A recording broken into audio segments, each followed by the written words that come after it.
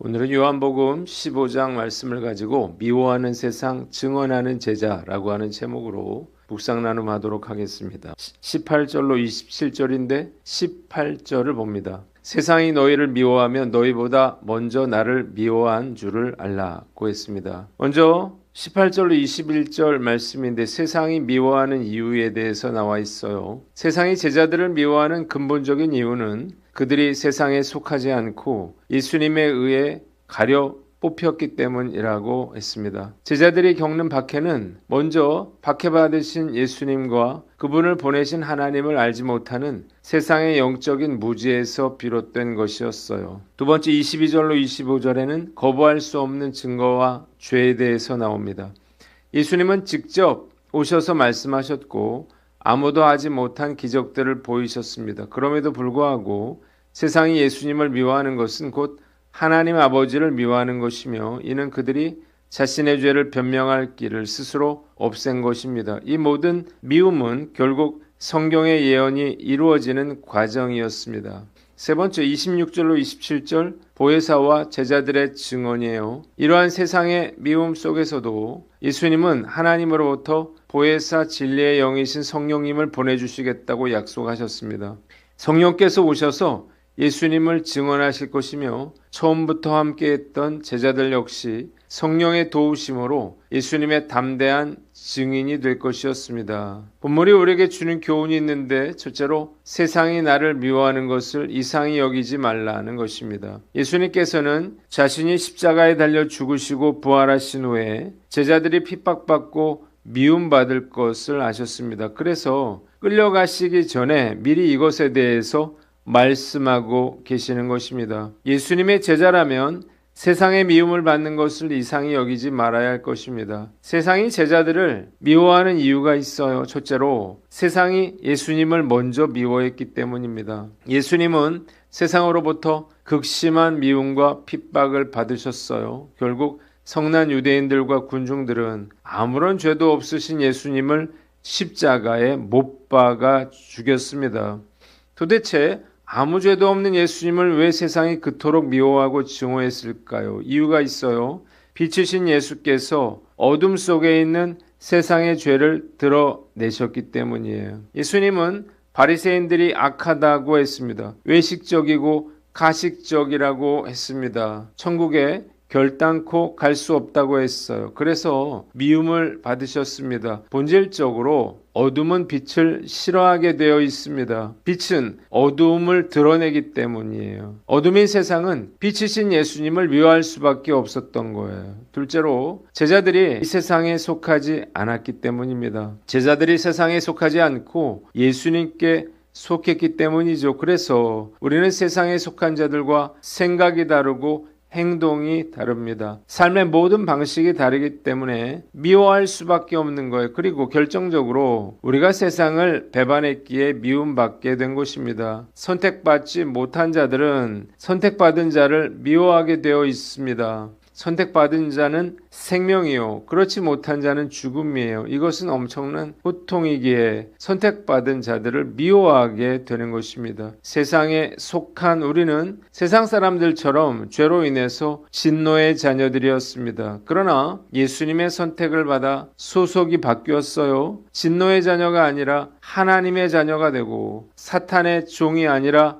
하나님의 자녀가 된 것입니다. 이러니 얼마나 세상이 우리를 미워할까요? 이미 하나님의 자녀가 되었음에도 세상이 우리를 미워하고 핍박하고 박해하는 것입니다. 세 번째로 제자들이 예수님의 제자들이기 때문이에요. 1절에 예수님께서는 사람들이 나를 박해하였은즉 너희도 박해할 것이라고 말씀하십니다. 세상이 우리를 미워하는 이유는 우리가 그들이 박해했던 예수님의 제자이기 때문입니다. 그들은 세상에 속해 있고 우리는 예수께 속해 있기에 예수님을 박해했던 것처럼 우리를 박해하는 거예요. 네 번째, 빛과 하나님을 미워하는 그들의 악한 본성 때문입니다. 유대인들은 이유 없이 예수님을 미워하고 죽이기까지 했습니다. 이것은 빛을 싫어하고 하나님을 미워하는 그들의 악한 본성 때문이었습니다. 성령받은 제자들이 복음을 전할 때 가장 먼저 당한 일은 끌려가서 매를 맞고 감옥에 갇힌 것이었습니다. 야고보 사도는 헤롯의 칼에 순교했습니다. 그러나 이것은 시작에 불과했죠. 이어서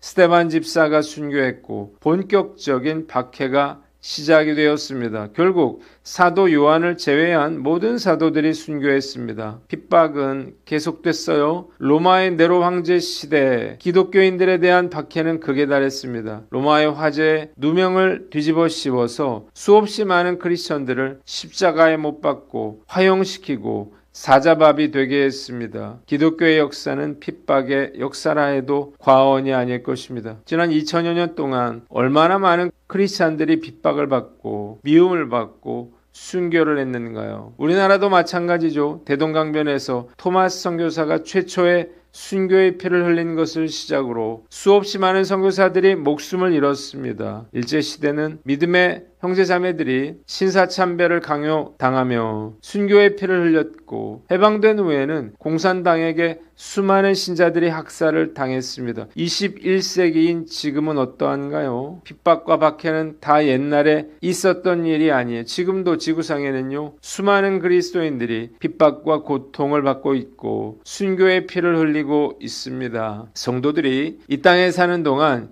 예수 그리스도로 말미암아 핍박을 당하는 것은 결코 우연한 일이 아니라 필연적인 일이라고 하는 사실을 아시기를 바랍니다. 사실 우리가 예수 그리스도께 속하지 않았다면 결코 세상은 우리를 미워하거나 핍박하지 않을 것입니다. 세상이 우리를 미워하고 핍박하는 이유는 우리가 그들이 미워하는 예수님께 속한 자들이기 때문이에요. 생각해보면요. 과거에 저도 직장 생활을 하면서 크리스천으로서 많은 어려움을 겪었던 것 같아요. 시대가 변했지만 요즘 평신도들도 얼마나 힘들까라는 생각이 듭니다. 사단의 영적인 공격은요. 결코 달라지지 않았기 때문이에요. 말씀과 기도로 잘 이겨내야 할 거예요. 요즘 우리 교회 영적 부흥이 일어나면서 사단의 역사도 동시에 일어남을 느끼고 있습니다. 영적으로 깨어 있어 사단의 방해와 공격을 이겨낼 것을 다짐해 봅니다. 두 번째, 내가 예수께 속한 사람인지를 고민하라는 것입니다. 세상이 나를 미워하는 것은 당연한 일이에요. 오히려 세상의 미움과 핍박을 받는 것이야말로 내가 예수 그리스도께 속한 자라고 하는 사실을 확증해주는 증거가 되는 것입니다. 내가 세상으로부터 미움과 핍박을 당하게 될 때,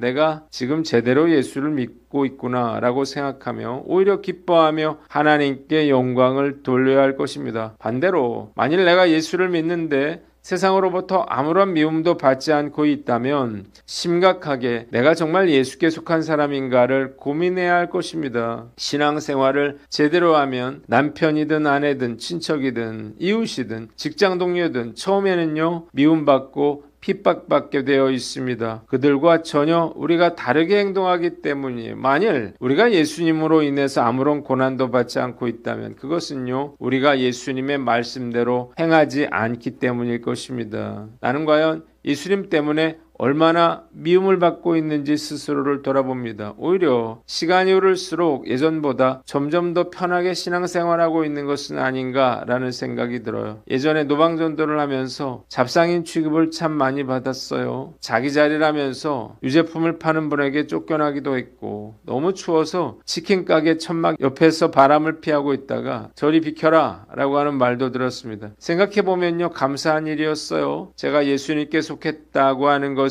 증명하고 참 진리와 영생을 소유한 자임을 증명하는 일이었기 때문이에요. 편해지지 않도록 타성해졌지 않도록 늘 고민해야 할 것입니다. 예수로 인해 고난받음으로 진정한 예수님의 제자가 되고 영생의 축복을 누릴 수 있기를 간절히 기도합니다. 마지막으로 성령의 도우심을 구하라 하는 거예요. 예수님께서는 제자들이 세상의 미움과 핍박을 받을 때 그들을 위해서 증언하시고 도우실 보혜사 성령님을 보내주시겠다고 약속해 주셨습니다. 비록 온 세상이 에워싸고 대적할지라도 성령께서 함께 계시면서 도와주실 터이니 너희는 아무것도 염려하지 말라는 거예요. 제자들에게 성령님이 임하시자 그들은 어떤 핍박도 두려워하지 않고 복음을 전했고 결국 복음으로 세상을 변화시켜 나갔습니다. 세상이 나를 미워한다고 해서 두려워하거나 낙심하지 말아야 할 것입니다. 우리는 혼자가 아니에요.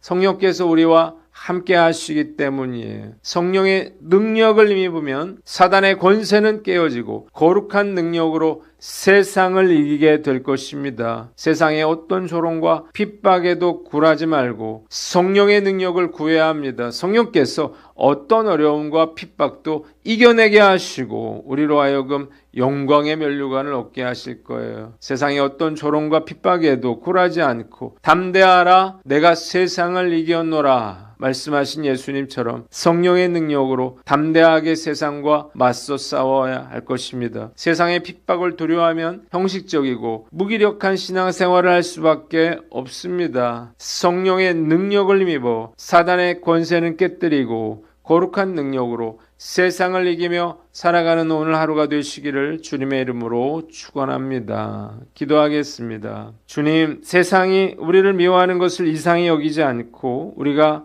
예수께 속한 사람인지를 고민하며 성령의 도우심으로 세상을 이기게 하여 주시옵소서.